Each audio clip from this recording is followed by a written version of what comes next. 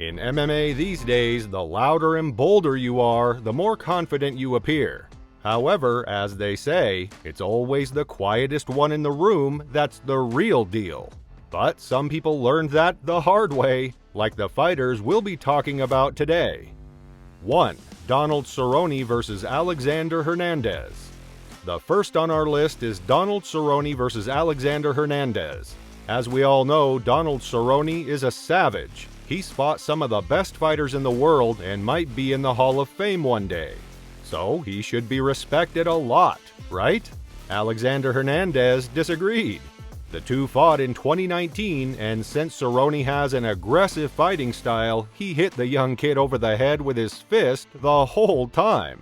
After the fight, Hernandez said that Cerrone taught him a good lesson. He said that he used to feel unbeatable before every fight, and now he needed to learn how to fight while staying humble. 2. Bobby Green vs. Islam Makhachev. Bobby Green did the same thing to a fighter who was ranked a little above him, and he learned a hard lesson. Islam Makhachev wasn't the UFC lightweight champion when he faced Bobby Green. However, he was the most dangerous contender in the class and had won his last 9 fights in a row.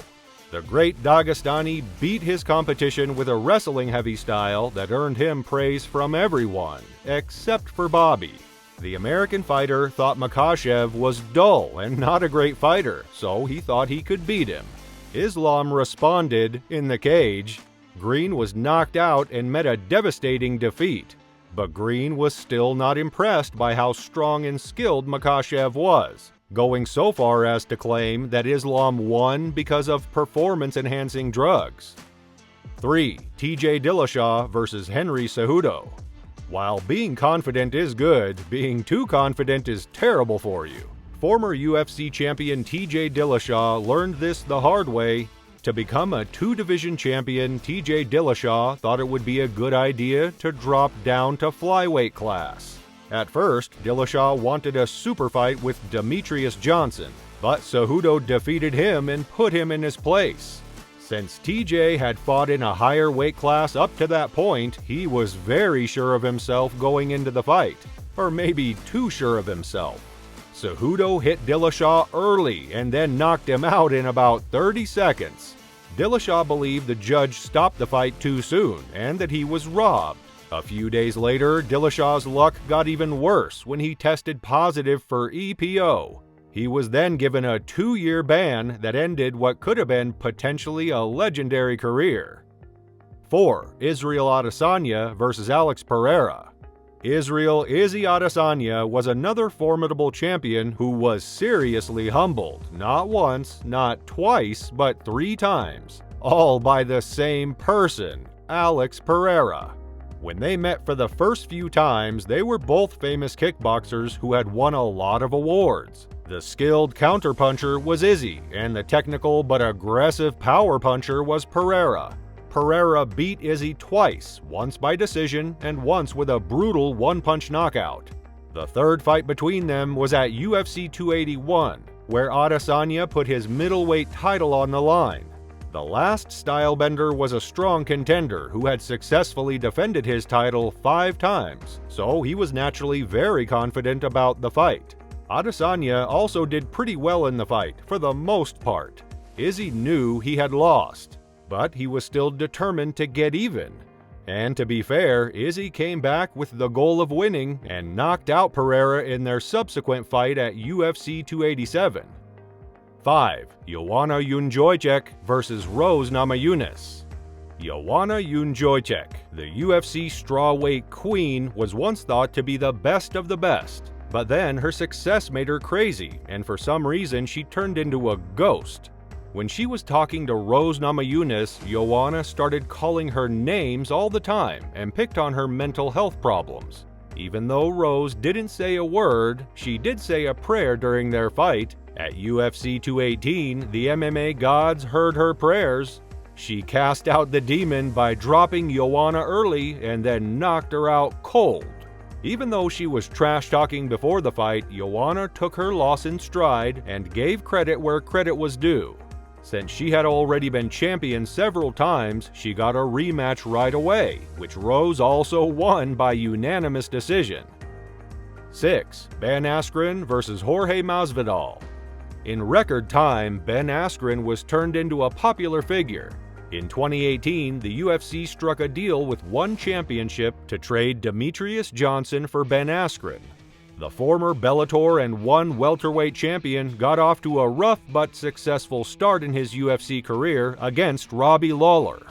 Before agreeing to fight Jorge Masvidal, he had to put up with a lot of bad talk leading up to the fight. When the cage door shut, Masvidal rushed forward and hit Askren with a flying knee that terribly knocked Askren out.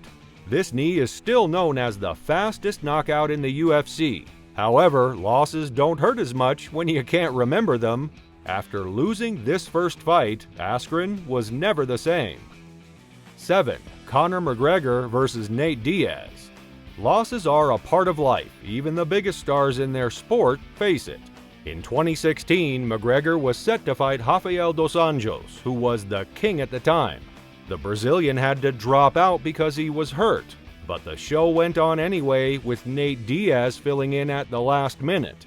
Getting ready for the featherweight fight was very exciting, as McGregor used his usual psychological warfare against Diaz to rile him up, but McGregor's attempts failed. When the fighter stepped into the cage at UFC 196, McGregor went all out in the first round, knocking Diaz down several times and cutting him badly, but that wasn't enough to defeat him. After hitting Diaz in the face dozens of times, McGregor was very worn out by round 2. The Irishman was worn down, so Diaz attacked him low and then choked him into submission. 8. Ronda Rousey vs. Holly Holm. People who talk about Ronda Rousey talk about a woman who paved the way for all the women who fight in the UFC now.